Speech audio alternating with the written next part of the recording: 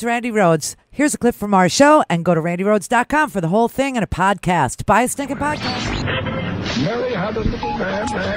The fault. We believe that all men are created equal. To the magnificent mosaic that is America. From radio beacon to radio beacon.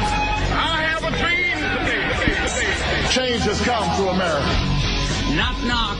Who's there? It's a figment of your imagination. Randi Rhodes Show. Turn up your I mind. want to thank the White House Historical Association and all of the people that work so hard with Melania, with everybody to keep this incredible house or building or whatever you want to call it, because there really is no name for it. It is special. And we keep it in tip-top shape. We call it sometimes tippy-top shape. I think the bunny looked embarrassed. Happy Easter, everybody. Happy Pesach. I think the president had too much matzah crack. Why do you think they call it crack? Okay, it's full of sugar and it makes you crazy, and it goes on a tweet storm right after it. Too much matzah crack. I can't believe what he's doing. But, on Easter Sunday, the president spent the early portion of the day tweeting really heinous things, ugly things, nasty things about immigrants. Is this? And then he pretended that he goes to church, right? So he went to Bethesda by the Sea, which is very hoity-toity. Yeah, he went there. I don't know. What did the sight of Jesus make him want to install another Muslim ban? I don't know. The Middle Eastern looks of Jesus was too much for him, and he had to go on a tear against brown people. I'm guessing that Bethesda by the Sea, they have the blonde, blue-eyed Jesus, which is hysterical, but. Yeah, I guess that's the one they have. I don't know. But for the past couple of days, our president has sounded like a trailer to our movie about zombies invading from Mexico. Isn't that something? Because he watches the freaking Fox News, okay? I got to tell you, this is like the most amazing, freaky thing I've ever seen in my life. First of all, let's just remind everybody about how Trump felt about DACA, okay? Now, prepare to feel like a goldfish out of the bowl. He's flipping, he's flopping, nobody knows what. And this is why we have such issues in our country, because we have a president whose words are meaningless. You remember, we could pull it for you if you want. We remember when the cabinet went up to the White House and they all sat there and they talked about the DACA. And Trump said, well, let's do the Dreamers first. Let's make it a separate bill. And Dianne Feinstein was like giddy. She was like giddy, like she ate too many Peeps. Like a sugar high she was. That and the assault weapons ban. Woo! I thought that, this old lady was going to live forever just based on the juice that she got from the joy. So it was joy juice.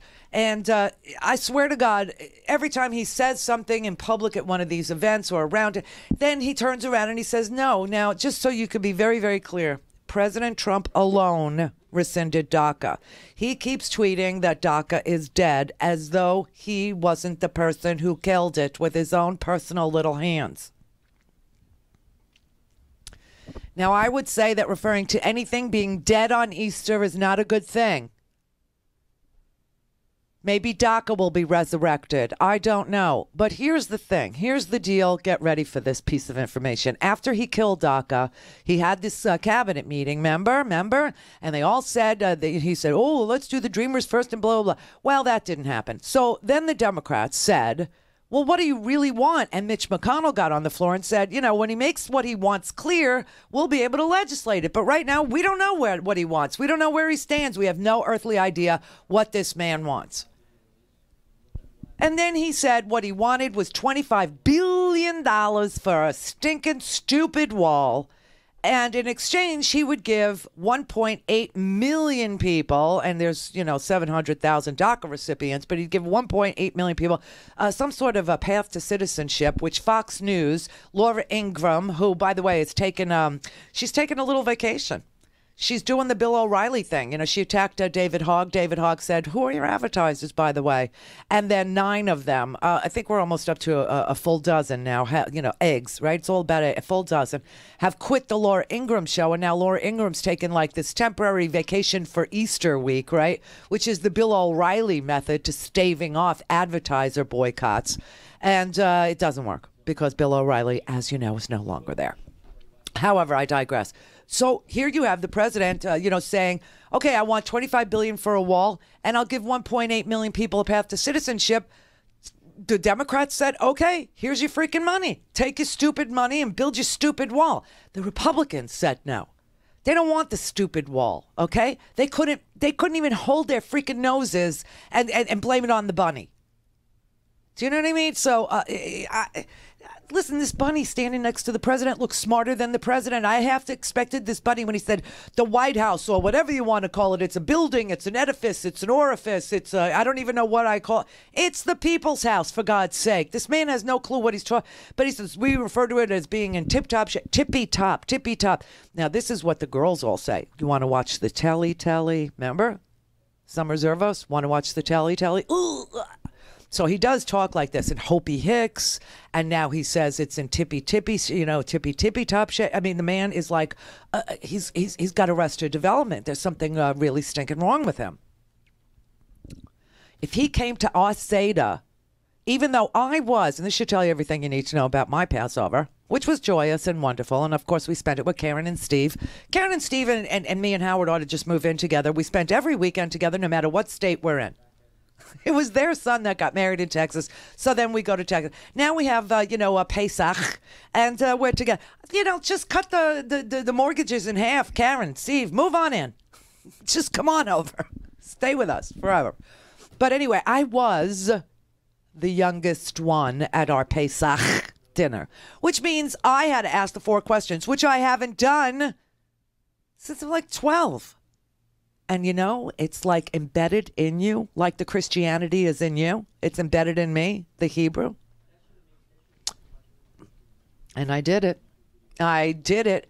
But if Trump came to our Pesach, even though I'm the youngest one chronologically, I would have made him read the 4 questions because he's the most juvenile person in the room, whatever room he's in. The freaking bunny looked more like he had more dignity. And he's wearing a bunny suit. You look at Melania and Trump and a bunny. And I don't mean Karen McDougal. That's another photo of Melania Trump and a different kind of bunny. Karen McDougal was the Playboy bunny, and she's wearing the bunny costume standing next to Trump and Melania. This man is disgusting. But now he's talking about zombies invading Mexico. Zombies invading Mexico. I will immediately terminate President Obama's illegal executive order on immigration. Immediately. It's a very, very tough subject. We are going to deal with DACA with heart. This should be a bipartisan bill. This should be a bill of love. Love. Truly, it should be a bill of love, and we can do that. Josh, how do you explain today his hard line? Well, basically, as we saw from that clip, Trump has been on literally every side of this issue, and there was a possibility to do a deal.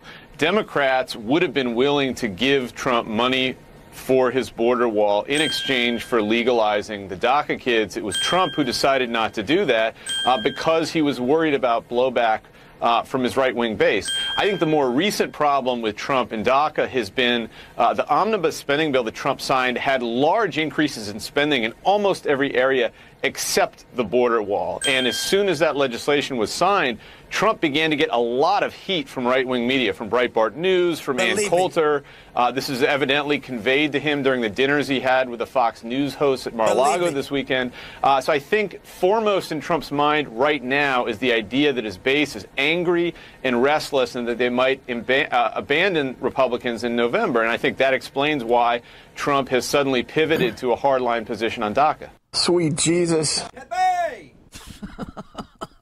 Seriously. He's appealing to the white supremacists again. I mean, it's real nice. Fox News spent Easter getting their listeners riled up to stop people who need help, who are fleeing a war-torn, essentially, country. They're talking about these caravans, and all I could think of is Van Morrison, which is a great song. The caravans are on their way. I can't play music. If I play music, we get the show flagged and taken down. But he's tweeted that Mexico needs to stop the caravans because Mexico's border laws work as opposed to our country, which has no effective border laws. What the president is now saying is he wants Mexico not only to pay for the wall, but he wants them to staff it too. Border agents, he says, ICE are great, but the weak Dem laws don't allow them to do their job. Would somebody please pinch this man and remind him that he has the majority of the House of Representatives, the majority of the Senate, and he's the Republican president of the United States. What is wrong with this man? You know, this goes right along with the story about, David Shulkin.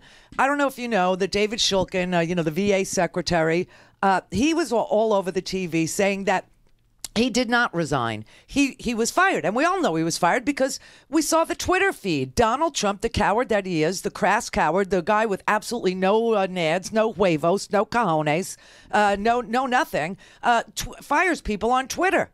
He says it's to maximize the humiliation. Kind of a president is that? But he does it because he's a coward. He's a sniveling, lily-livered, yellow-bellied coward. And so he fires people on Twitter. Now, what's important about Shulkin being fired is if Shulkin's fired, then there's a law that says, that the order of succession over at the VA would be the deputy VA secretary becomes the VA secretary.